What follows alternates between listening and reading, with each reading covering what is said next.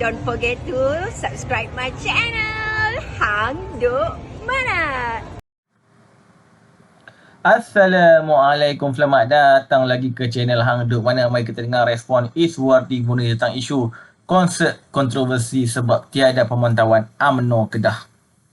Pihak berkuasa tempatan PBT dinasihatkan memantau penganjuran program di kawasan masing-masing demi mengelakkan berulangnya konsert hiburan pada malam nisfu Syakban di Taman Jubli Emas di sini. Ketua Perangan UMNO Negeri Kedah, Datuk Syaiful Hazizi Zainul Abidin menyifatkan ketiadaan pemantauan daripada pihak berkuasa terlibat menyebab berlakunya konsert hiburan di malam nisfu Syakban itu. Okey, mari dengar respon detail daripada Iswadi Moni. Dia akan tengok komen macam biasa. Bobo ni pada hari nisfu Syakban di Kedah berlaku konsert Choi. Konsert Choi berlaku di Kedah. So bila berlaku konsert di Kedah, timbullah kontroversi. So bila timbul kontroversi, UMNO Kedah mengeluarkan kenyataan. Konsert kontroversi sebab tiada pemantauan UMNO Kedah.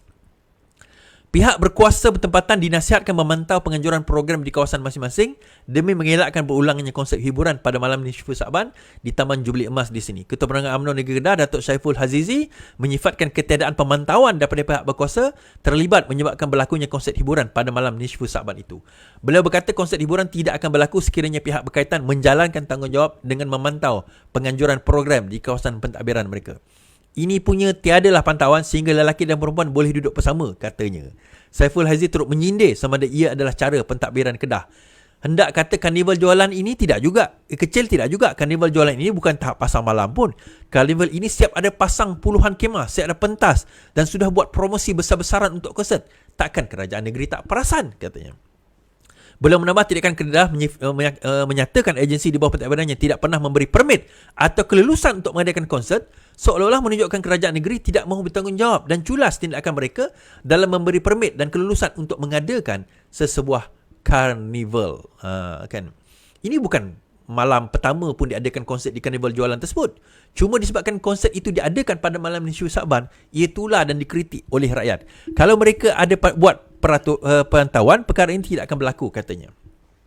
Sebelum ini, Sinar Harian melaporkan Exco Perumahan Kerajaan Tempatan dan Kesihatan Negeri Kedah, Meja Bersara Mansur Zakaria menegaskan kerajaan Kedah tidak pernah menerusi mana-mana agensi di bawah pentadbirannya memberikan permit atau kelulusan untuk konsert kontroversi di Alostar. Beliau berkata, terdapat permohonan dikemukakan kepada kerajaan negeri, namun dalam permohonan itu tidak dinyatakan mengenai cadangan konsert atau pertunjukan pentas seperti itu. Dalam pada itu, penganjur konsert yang mencetuskan kontroversi tampil memohon maaf. Beliau yang dikenali sebagai Faris berkata, isu tersebut yang berlaku adalah atas kesilapan pihaknya terlepas pandang tentang perkara tersebut. Dan menurut beliau, okay. Now, Kedah menyatakan, Exco Kedah mengatakan, demi untuk lepas tangan, dia mengatakan bahawa kami tak tahu, tak pernah bagi surat permohonan dan tak tahu pun tentang perkara tersebut. Tetapi kata Ketua Penerangan Exco Pemuda UMNO Kedah tadi, dia kata itu bukanlah malam satu-satunya malam di mana diadakan konsert. That's not the only night. Kalau dilihat daripada jumlah karnival tersebut, dia dah berlarutan for a period of time dah. Cuma kebetulan malam itu adalah malam nisfu Syakban. Maksudnya konsert tu dah berlaku sebelum itu. So adakah Exco Negeri Kedah mengatakan bahawa kerajaan negeri Kedah dan juga PBT, pihak berkuasa tempatan, tidak mengadakan pemantauan terhadap apa yang berlaku di dalam karnival tersebut? Itu yang pertama. Yang kedua, timbul persoalan, adakah perlu permit kepada pertunjukan konsert ataupun permit kepada karnival secara keseluruhan? Itu jadi satu persoalan. Sebab kalau dia kata, oh kami bagi permit kepada karnival tapi kami tidak pernah bagi permit kepada konsert. Saya taklah kata saya pernah ada pengalaman nak organize karnival, tetapi setahu saya, kalau sekiranya kita nak submit karnival ataupun satu-satu program kepada mana-mana PBT dan juga kerajaan negeri, kita akan submit the whole program, tentatif the whole program. Adakah Exco kerajaan negeri Kedah sekarang ini menuduh bahawa penganjur tersebut telah melakukan program yang tidak terdapat di dalam permit permohonan sewaktu nak menganjurkan karnival tersebut? Kita kena ingat bahawa karnival itu dilakukan Sebelum karnival itu berlaku, dia sudah ada permohonan permit daripada PBT. Sebab dia berlaku dalam keadaan karnival itu bukan sehari, dia satu period, dia satu tempoh, mungkin seminggu, 2 minggu. So, dan biasanya dia akan ada tulis kat situ. Ada kemah dan sebagainya. Bila ada kemah, ada pentas. Bila ada pentas, ada tak persembahan-persembahan. Saya tak pernah buat carnival lah, tapi pernah organize macam small carnival dahulu, di mana di dalam itu kita akan nyatakan tentatif kita. Hari apa kita nak buat konsert, siapa yang kita nak panggil nak buat konsert, pukul berapa, sampai pukul berapa, sebab dia akan melibatkan permit. Terutama permit hiburan dan juga permit daripada polis. Dia tak boleh ada bunyi bising setelah pukul 11 atau 12 dan sebagainya. Jadi pelik apabila seorang exco negeri Kedah mengatakan mereka tak tahu. Adakah mereka tak buat kerja? Mereka pura-pura tak tahu? Ataupun mereka menuduh bahawa yang buat konsert itu telah melanggar undang-undang. Dan kalau sekiranya penganjur konsert telah melanggar undang-undang, maka wajiblah kerajaan negeri Kedah mengambil tindakan undang-undang seperti mendenda kepada penganjur konsert. Tak cukup minta maaf itu saja. Kerajaan negeri Kedah kena ambil tindakan undang-undang, termasuk mendenda penganjur karnival yang juga mengadakan konsert pada malam nisfu Sa'ban kerana tidak mendapatkan permit dan memohon permit daripada kerajaan negeri dan juga PBT. Jadi tak cukup sekadar mengatakan kami tak tahu. Kalau benar kerajaan ni Kedah bukan Kedah liberal, Kedah liberal di bawah Sanusi karaoke tengah malam dengan perempuan, kena ambil tindakan sedemikian. Apa macam? Boleh tak kerajaan negeri Kedah? Ataupun Kedah akan jadi kekal liberal. Kan? Kedah akan jadi kekal liberal. Okay, tuan-tuan. Habis kat situ. Ini cerita liberal Kedah. Baik. Baru-baru ini. Okay, habis dah. Kita bawa cerita lain lah pula. Baru ni ada satu kisah RCI, Batu Putih. Batu Putih ni adalah satu bukanlah pulau, tapi satu ketumbuhan di dalam laut, di mana kita sekarang ini bersaing dengan Singapura untuk menuntut batu putih, salah satunya lah. So di dalam tuntutan sebelum ini di bawah mahkamah antarabangsa, kita telah kalah di dalam permohonan tersebut, dan pada tahun 2018 Mahathir enggan untuk menuntut kembali ataupun enggan untuk nak meneruskan rayuan terhadap batu putih tersebut dan menyalahkan kerajaan Johor bahawa itu berlaku semua kerana kerajaan Johor. Kemudian titah Yang di-Pertuan Agong setelah Yang di-Pertuan Sultan Ibrahim naik menjadi Yang di-Pertuan Agong ialah untuk diadakan Royal Commission of Inquiry ataupun Suruhanjaya Diraja bagi menyiasat tentang isu batu putih. Dan selepas itu kenyataan Tun Mahathir mengatakan bahawa beliau tidak akan hadir dan memberi kerjasama kerana katanya bahawa ketua RCI tersebut yang dilantik bekas ketua Hakim Negara mempunyai konflik dengan Tun Mahathir. Baik, ini adalah kenyataan Menteri Azalina Osman. RCI Batu Putih enggan beri keterangan boleh ditangkap, kata Azalina.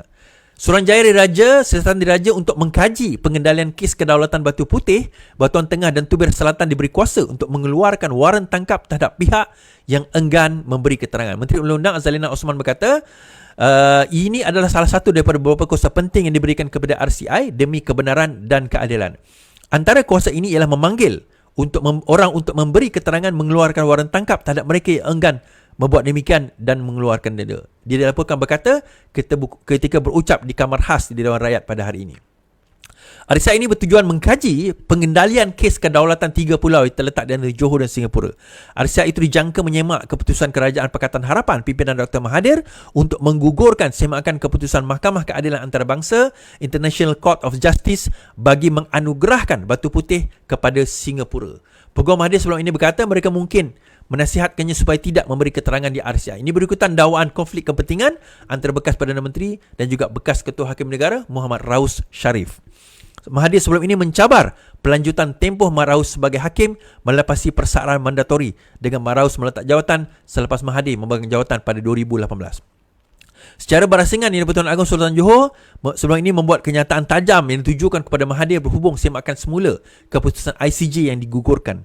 Azlina hari ini berkata RCI Batu Putih akan diberi masa sehingga 6 bulan untuk selesaikan siasatannya dengan laporan akhir akan dibentangkan di Parlimen.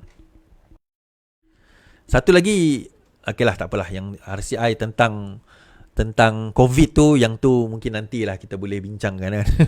Tapi nak bawa isu di sini, kenapa Mahathir begitu takut dan kenapa Mahathir pada zaman dia jadi Perdana Menteri pada tahun 2018 enggan untuk nak meneruskan rayuan, sebaliknya memberi kemenangan kepada Singapura tentang isu RCI, tentang isu Batu Putih dan juga dua sempadan yang lain tersebut.